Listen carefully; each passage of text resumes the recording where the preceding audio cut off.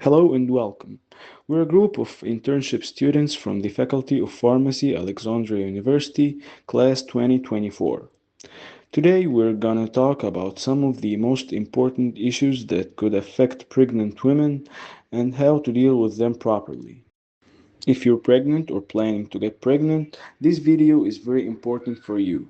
You need to be cautious with every medication you take, even over the counter drugs that you can get from the pharmacy without a prescription. Today, we will discuss how these medications can affect pregnant women and the potential risks they pose to both mother and baby. First, let's understand the stages of pregnancy and how each stage affects both the mother and fetus. Pregnancy is divided into three main trimesters, and each trimester comes with its own characteristics and challenges. In the first trimester, this is when the baby's gender is determined, and major organs like the heart, brain, and the spinal cord begin to develop. The placenta, which delivers food and oxygen to the baby, also begins to form. The mother might experience early pregnancy symptoms like nausea, frequent urination, fatigue, and exhaustion. In the second trimester, most of the baby's organs are already formed, and the fetus begins to grow rapidly in weight. The mother may experience skin changes like melasma, and the heartburn and constipation may increase due to the pressure of the uterus on stomach and intestine. In the third trimester, the lungs are the last major organ to fully develop and usually function well by the ninth month. The mother may feel fatigue, experience back and leg pain due to the size of the belly, and may have some trouble sleeping and may urinate more frequently as the baby presses on the bladder. By the end of the ninth month, the baby moves down to the pelvic area in preparation for birth. During each of the three trimesters, it's essential to make sure that any medication or product you use is safe for both your health and your baby's health at that stage. Many medications you might be using regularly can actually have negative effect during pregnancy. For example, cold and flu medications. Most cold medications contain antihistamines to reduce nasal discharge. First generation antihistamines like chlorpheniramine and diphenhydramine affect the central nervous system and cause drowsiness. These can cross the placenta and directly affect the fetus, so it's best to avoid them during pregnancy.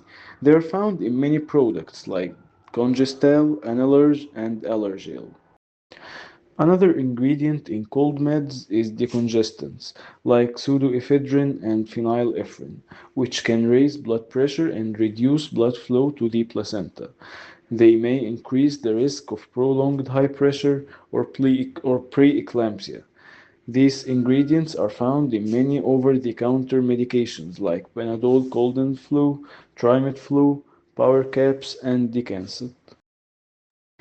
And when it comes to painkillers, especially those often used for cold symptoms or headaches, NSAIDs like ibuprofen, aspirin, and diclofenac sodium or potassium, which are found in brufen, cataflam, asposide, and voltaren, these medications should be completely avoided during pregnancy, as they can affect fetal kidney function, hinder the development of organs, and impact the lung maturity. They may also increase the risk of miscarriage, especially when taken in large amounts during the first trimester. So, in case of pregnancy, we can use paracetamol, which is found in Panadol and Doliprane tablets, as a safe painkiller throughout pregnancy to relieve headaches, body aches, and fever. And to reduce nasal discharge, we can use second generation antihistamines like chlorotidine or cetirizine, which are found in Claritine and Zyrtec tablets. Saline nasal sprays can also help relieve nasal congestion. Honey or glycerine lozenges or warm water with lemon and honey can help relieve sore throat. And adding vitamin C from natural sources like fruits or supplements such as C retard or C zinc can help improve the immunity against cold and flu symptoms. Another major issue during pregnancy is melasma, also known as pregnancy-related skin pigmentation. Due to hormonal changes, melanin production increase, leading to skin discoloration in different areas. Many people assume that topical creams or skin products won't affect pregnancy, but that's actually wrong. Some active ingredients can impact the baby. For instance, creams used to treat pigmentation often contain hydroquinone, like Meloquine cream or melano-free cream. Most studies recommend avoiding hydroquinone during pregnancy. Also, chemical peels, especially those with high concentrations of salicylic acid, are unsafe during pregnancy and should be avoided as they can affect the fetus. Safer alternatives include creams with azelaic acid like Azoderm cream or serums containing niacinamide or vitamin C. These are safe and effective options for treatment of hyperpigmentation during pregnancy. Constipation is another common issue many women face during pregnancy, where bowel movements occur fewer than 3 times a week.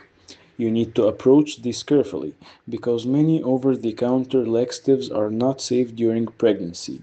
For example, bisacodyl present in Minalax tablets should be avoided due to limited studies on its safety during pregnancy. Castor oil should also be completely avoided as it can increase uterine contractions and potentially trigger preterm labor. Also, avoid tablets containing procalopride like Procasoft, as studies on its safety during pregnancy in humans are lacking, and animal studies suggest that it can cross the placenta at high concentrations. Instead, go for safer alternatives like lactulose or Doflac. Morning sickness is another very common issue, affecting nearly 70% of pregnancies, especially during the first trimester.